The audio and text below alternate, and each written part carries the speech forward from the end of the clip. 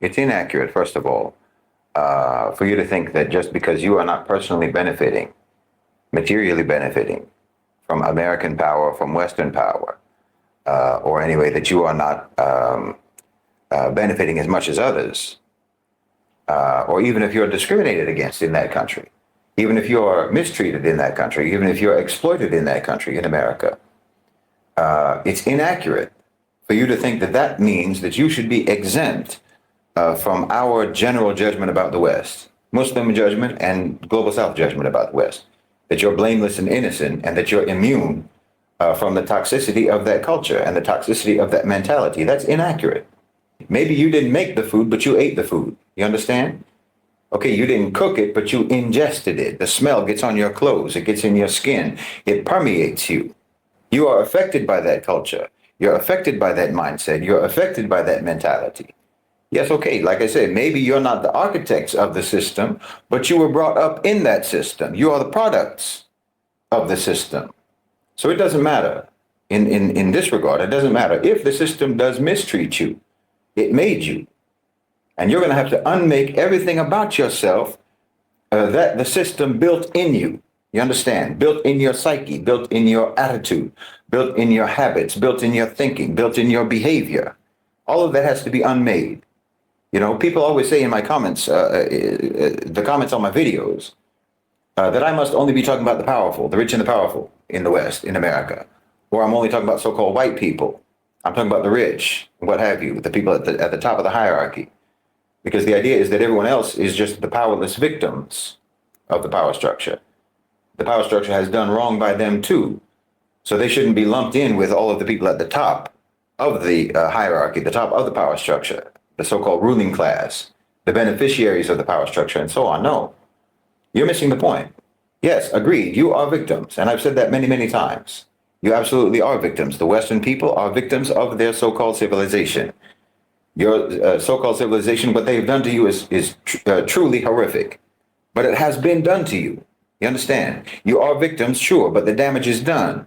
The damage to your thinking, the damage to your understanding, the damage to your personality, and so forth. Like I say, to your psyche, to your soul. And now you're a certain kind of way. And you are the way you are. Even if you were made that way by a vicious power structure that has also exploited you, has also oppressed you, you know, that also does not care about you at all. Yes, all of that is true. But it doesn't change the reality of what you have become, what they have made you. I mean, imagine someone who was who grew up, say, being taught only like 20 or 30 words. That's all they know.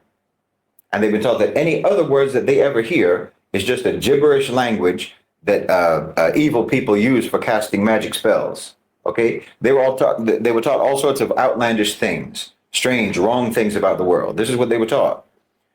They were taught that dogs are cattle and birds are fish, and so on and so on and so on. They were taught that the sun is a giant glow-in-the-dark frisbee. I mean, whatever. Okay, they were completely miseducated, maliciously miseducated. Yes, certainly, those people are not the ones who taught themselves these things. They didn't miseducate themselves, but they have been taught these things, and this is how they think now. And that it just is what it is. I agree completely that a crime has been committed against you, but that does not free you from the consequences or the impact of the crime that was committed against you. There's a lasting effect.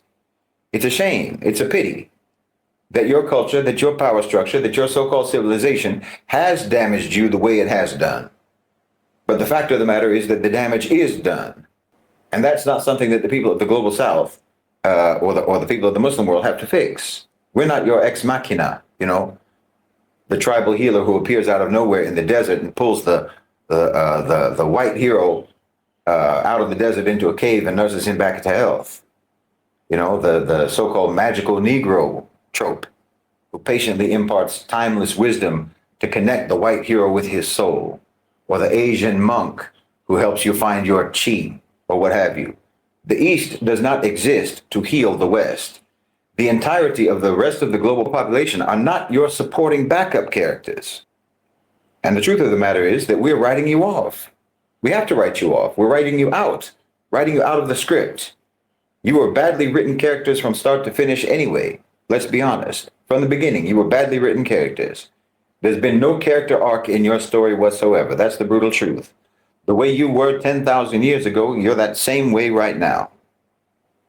No development, no evolution, no change, no advancement. Yes, we have suffered as a result of what your society, your power structure, your so-called civilization, what they did to you. We suffered tremendously because of what they did to you, because then that caused you to do things to us. Crusades, imperialism, colonization, neocolonization, globalization, slavery, exploitation, extraction, subjugation, invasion, occupation, violence, war, so on. Everyone knows. Everyone knows what you have done to us. And you could only do what you did to us because of what was done to you. But we have to focus upon healing ourselves from what you have done. No one in the global South needs to heal the West. That's not our job. We're busy trying to heal ourselves from what the West has done to us. But yes, I agree with you, and I have said it many times, you are victims too. Your minds, your psyches, your morality, your spirituality, intellectually, you've been victimized by your society. They programmed you for malfunction. They programmed you to malfunction.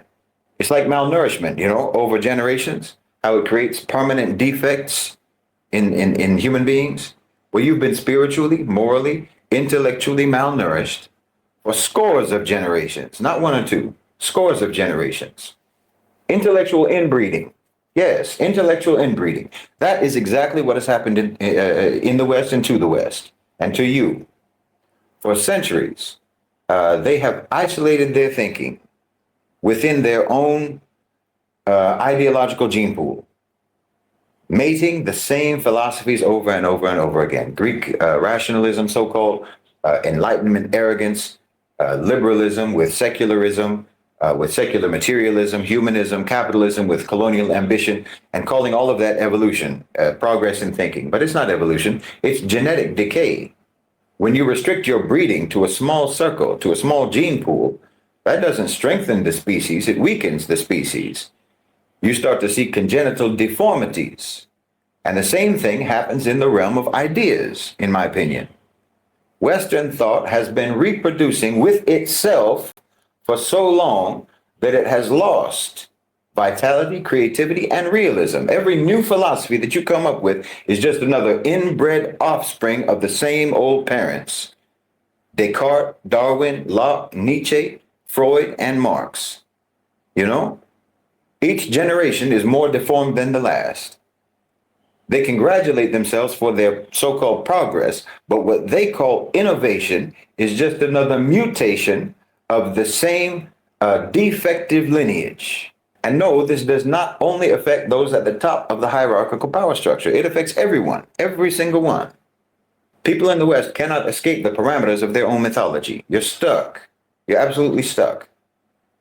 Even though you'll call it freedom of thought, we all know that the range of acceptable ideas is more narrow than ever. Everything must conform to your foundational Western dogmas. And any idea that comes along that challenges those axioms is treated like it's a genetic contamination and immediately rejected.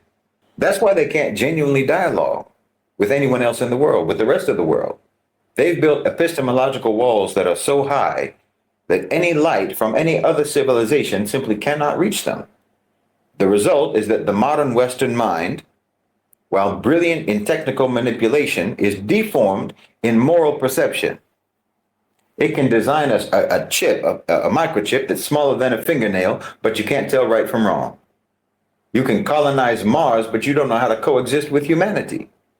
That's what happens when you breed intellect only within the same family of arrogance and disbelief. It produces monstrosities. It produces monstrosities and deformities that mistake power for wisdom or power for morality or power for right. It's just like with their old monarchies and their aristocracies in Europe, these weird, inbred, misshapen mutants. And then the rest of the people try to emulate them, the common people, just because those are the people who are at the top of the social hierarchy, the highest class, and so on. So everyone tries to act like these and resemble these freaks of nature. They become the standards of beauty and sophistication. Meanwhile, the rest of the world, Africa, Asia, the Muslim world, and so on, still have access to the broader human gene pool of thought. We can actually integrate revelation with reason, tradition with science, community with individuality, and so forth. We can actually think vertically and horizontally. The West can't. It's a so-called civilization that is suffering from hereditary insanity, congenital insanity, convinced that their deformities are beauty. And for many, many years, you were holding a gun to our heads to make us tell you how pretty you are. But that's the only reason we ever said it, because the gun was to our heads. But like all inbred dynasties, it eventually is going to collapse under the weight of its own defects. It's not going to collapse because of invasion, external invasion from outside, but because of degeneration from inside. Because the intellect can only reproduce with itself for so long before it becomes sterile. The Western mind has reached this point. Yes, like I said, it's a shame. It's a shame and it's a pity that this was done to you, that your so-called civilization has betrayed you like this, that your so-called civilization has condemned you to intellectual deformity and obsolescence. They never built your character as a people. They never built your morality. They never built your minds. They stunted your development and kept you primitive. And it's a shame, but it is what it is. This is why there's been no advancement in your character for literally thousands of years, literally for millennia. You were predators and scavengers then, and you are now in your thinking, in your behavior, in your morality, in your priorities. And this manifests in literally every area of your life, as I've talked about many, many times. I mean, just look at your bizarre adversarial combative relationship that you have between men and women in your society. Honestly, it's colonization and conquest in microcosm. Your misogyny, your objectification, and so forth.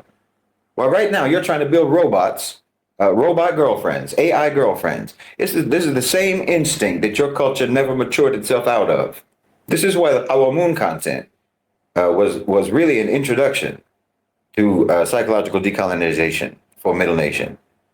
Because the West's relationship with women, their attitude about women, is the most acute expression, really, of their core dysfunction, their misogyny, okay? Their hatred of women, their dehumanization of women, which they'll only admit to being objectification, but objectification is dehumanization. This is the most personal and the most intimate manifestation of the exact same impulses that drove colonization, that drove conquest. Because the truth of the matter is that their hatred for women is not based upon hatred for women, it's based upon desire for women, their need and their dependency.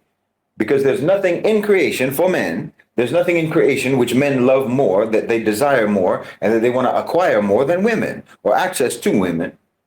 Women are the original natural resource. And how does this desire, or how does this need always manifest itself in the West for natural resources? Hatred, violence, and domination. That's how it always manifests. As long as you have these attitudes, and as long as you have this behavior, and frankly, this confusion about women, and in terms of your approach to women, everyone in the world is going to always know that you have never evolved. Because you treat everything that you value as a threat to be defeated. And conquest has to be total, complete annihilation of sovereignty, of dignity, of rights, of agency. Because you're terrified of that resource, that natural resource, not belonging to you. So you need it chained, you need it enslaved, you need it subjugated, you need it completely pacified and neutralized, caged in your pocket. Like you're some ragged, scrounging barbarian in the barren wilderness of Europe, primordial Europe. You literally think that domination and acquisition are the same thing as civilization, but obviously they're not.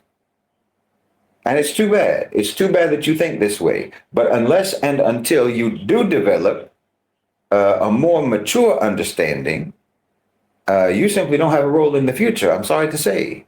No one ever listened to you. Understand? No one ever listened to you because you were right. We listened to you because you had a gun pointed at our heads. We weren't nodding along to what you were saying because we agreed with you or because what you were saying was right. We were nodding along because we wanted to stay alive. But you never learned the difference between being right and being lethal, because you decimated anyone and everyone who ever tried to show you the error of your ways, anyone who ever challenged you, anyone who ever criticized you, anyone who even tried to teach you, anyone who ever even tried to help you.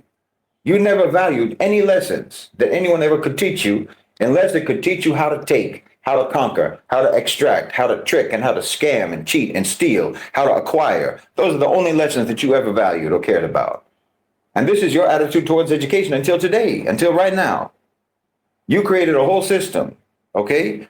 An economic system, a political system that replicates the harsh conditions of your primordial past.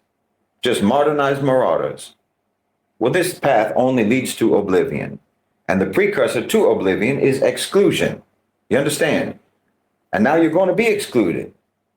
I mean, America itself is already withdrawing from the global stage, like one of those whales, you know, that throws itself on the beach because it knows the end is coming. That's America right now. But the rest of the world, the Muslim world, Africa, Asia, the global South, okay, you're being excluded from the conversation. You don't have a seat at the table when we're discussing matters because you don't bring anything useful. You don't bring anything informative or constructive to the conversation. You can't.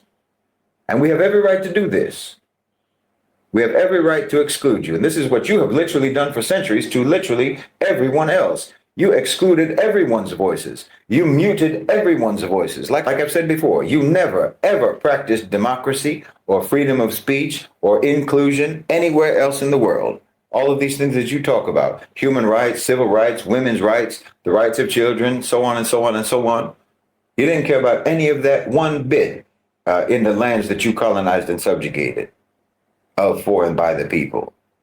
You weren't of us. You weren't for us. And your rule wasn't by us, not in Afghanistan, not in Iraq, not in Algeria, not in Congo, not in South Africa, not in India, or anywhere else that you colonized. I mean, the fact that you can even show your face in public talking about of, for, and by the people, talking about democracy, while you are imposing your rule through violence, through coercion, through invasion, through colonization, through occupation. The fact that you can even do that has made you completely dismissible by the rest of the world as someone who is fundamentally dishonest, as a nation or as a people, as a so-called civilization that is fundamentally dishonest. What a people do habitually, they become known for. And you have become known for barbarism, for hypocrisy, for theft, and for deceit. And like I've said, you have been intellectually inbreeding with the same gene pool of lies and propaganda that now your minds are deformed. Your minds are broken at this point, and no one listens to you anymore, because why would they? You're reaching the end point. You're reaching the inevitable end point of the way that you have been. And as long as you remain the way that you have been, I don't see any way. I don't see how you can have a meaningful role on this planet, honestly, a contributive role, you know, instead of a destructive, corrosive role, which is what you have had until now. Let's be honest. Just a destructive, destabilizing, corrupting, degrading, dehumanizing role. That has been the role of the West in the history of the human race. And for you, it's important for you to understand why. The why is not at all our problem. This is your problem to sort out. You understand me? What makes you like this? Now, again, no, I'm not just talking about the rich and the powerful, because there isn't a single person in that so-called civilization, no matter what your class is, no matter what your position in the society is, no matter what your status is, no matter what your wealth is, your income, no matter where you, no matter whether you came from somewhere else or not, or no matter even if your ancestors came from somewhere else or were brought from somewhere else in chains. It doesn't matter. There isn't a single person in that society who is unaffected. Like I said, maybe you didn't make the food, but you ate the food, and that food is poison, and you have ingested it, and you have been poisoned by it, and now you're sick. That's a fact. There's not a nicer way to say it. You're sick now.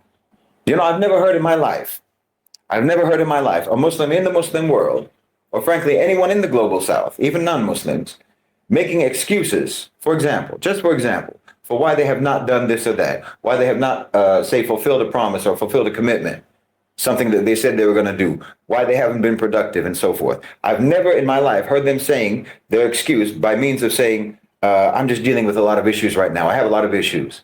I'm just not in a good headspace lately. You know, I'm going through a lot. And so you never hear this because all you're talking about is normal daily life. You're just talking about the normal tasks, the normal challenges, the normal situations that everyone deals with. But you have no coping skills in the West. You're absolutely overwhelmed by regular human existence.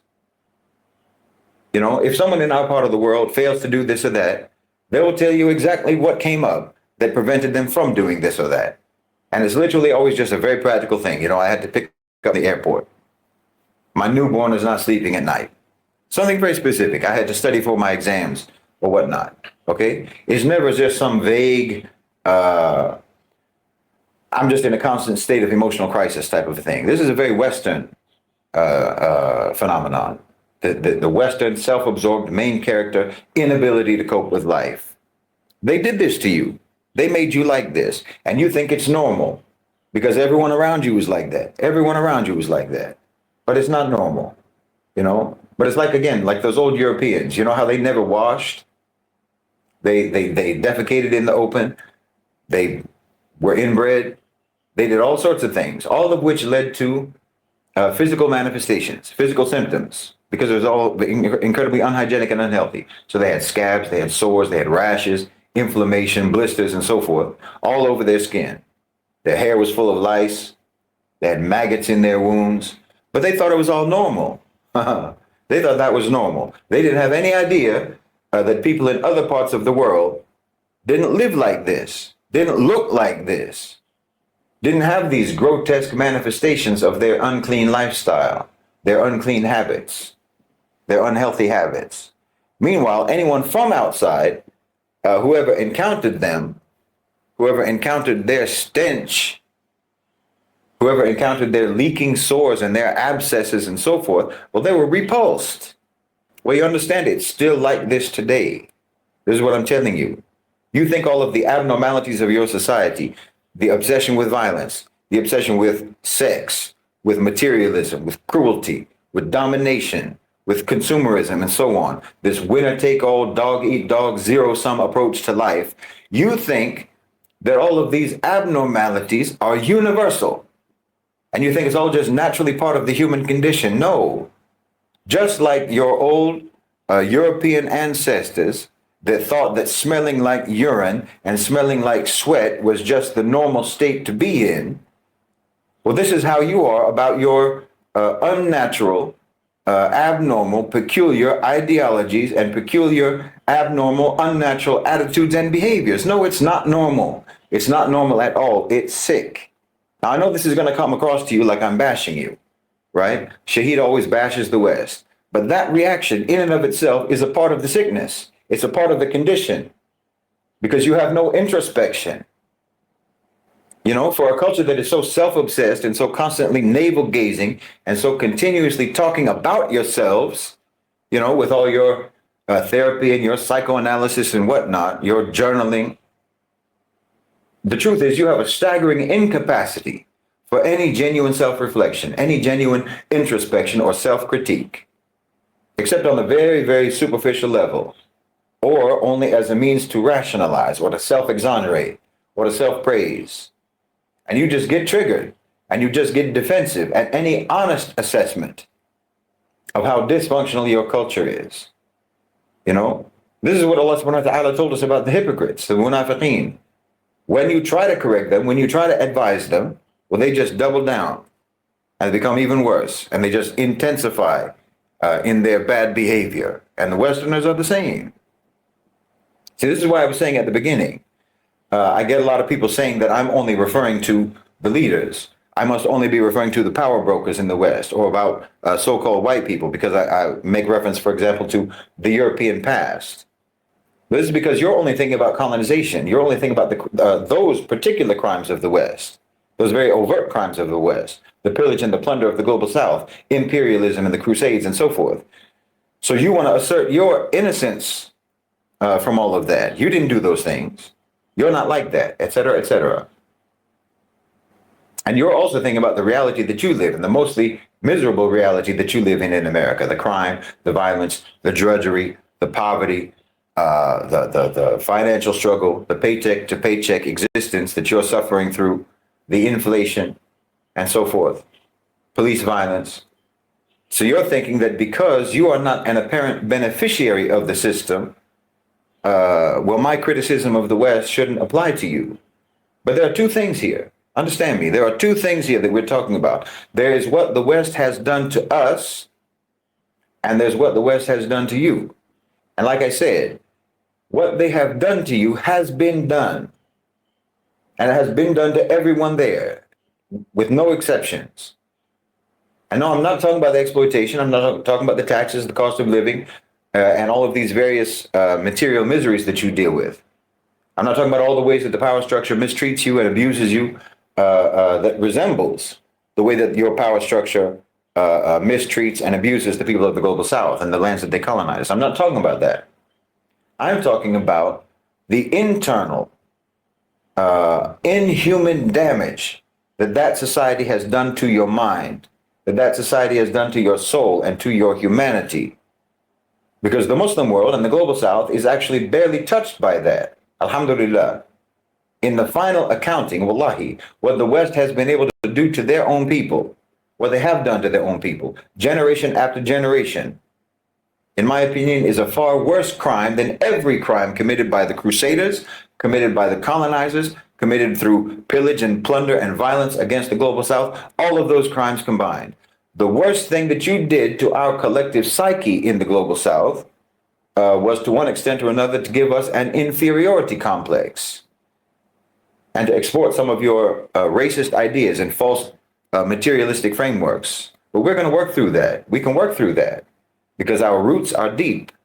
Our roots are deep, our history is long, and our future is even longer. In the final accounting, the West's impact on the global South, ultimately, in the long record of history, is going to amount to little more than a jump scare. We'll be fine. The people of the global South, the people of the Muslim world, we're going to be fine. But I can't see how you're going to be fine. I don't see a way how you're going to be fine. Okay? I mean, let me put this in context. What I'm saying now, I'm saying for the post-collapse future that you're moving towards. Do you understand me? This is why I'm talking to you now about this. I'm not saying this for right now. I know that right now, most of what I'm saying is not going to be able to reach you. It won't be able to penetrate your minds. But you're heading towards a cascading collapse of your society. And you're going to need to understand this. You're going to need to understand what I'm saying in the aftermath that you're going to be living in. The problem that America has been for the rest of the world, that problem is going to be solved by this collapse. But that does not solve the problem that America has been for you. The collapse doesn't solve the problem that America has been for you. And I'm only talking about it because, like I said, it's not the Muslim world's problem. It's not the Muslim world's job. It's not the global South's job to try to fix you or to try to untangle all the crossed wires in your thinking processes, to try to debug your software. That's not our job. But I'm from there. That's where I was born. That's where I grew up, in that cult of America. Yes, that cult of America. And just like a cult, to everyone outside, to everyone else outside the cult, nobody cares about the people inside the cult. To the people outside, the people inside the cult are just strange, unrelatable, unhinged, and whatever happens to them, happens to them. That's their problem. They joined the cult, they're in the cult, that's their problem. It's not our problem. But anyone who was in the cult and escapes the cult still cares about the people who are trapped inside it. And Pharaoh's palace, where you live, is undergoing a controlled demolition.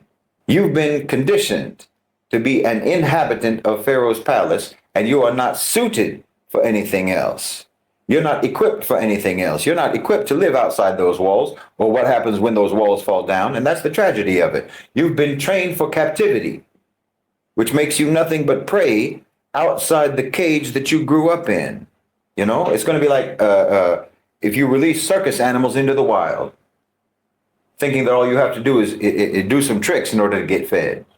You have been in an unnatural system that only taught you how to perform. They only taught you how to perform, not how to live. But that circus tent is falling down. I'm telling you, that's what's happening now. The circus tent is falling down, and the people who run that circus, they're already walking away. They already have walked away. Pharaoh has left the building. And all you have been trained to do is to worship Pharaoh as a god and to perform your rituals, to recite your dogmas inside the walls of that palace, to carry out your functions inside that pharaonic cult. So what are you supposed to do now? Pharaoh left the building. Now you're living in the afterlife of your own so-called civilization, and you're mistaking muscle spasms for movement.